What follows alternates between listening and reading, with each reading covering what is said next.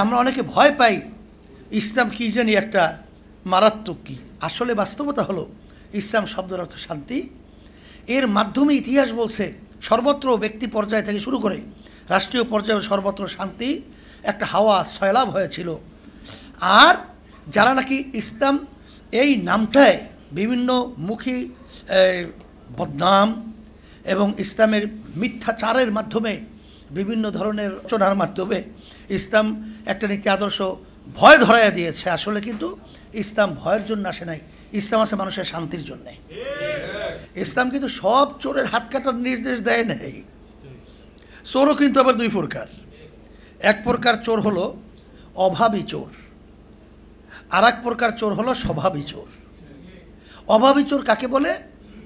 পেটে খানা নাই, পেটে ক্ষুধায় মরণাপন্ন, এই অবস্থায় যান বাঁচাতে যে এক পর্যায়ে চুরি করে ফেলছে, এইটার নাম হলো অভাবী চোর। আর স্বভাবী চোর আছে সব, কিন্তু আর স্বভাবই হলো চুরি করা।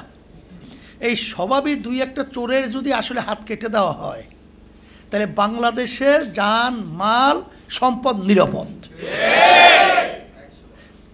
তাই এই আদব থাকবে না, বিচার থাকবে না। যদি আদবের লাঠি না থাকে, বিচারের যদি পর্ব না থাকে, ন্যায় বিচার যদি না থাকে, সেখানে কোনো সমাজ, কোনো ঘর, কোনো রাষ্ট্র সুন্দর চলতে পারে না।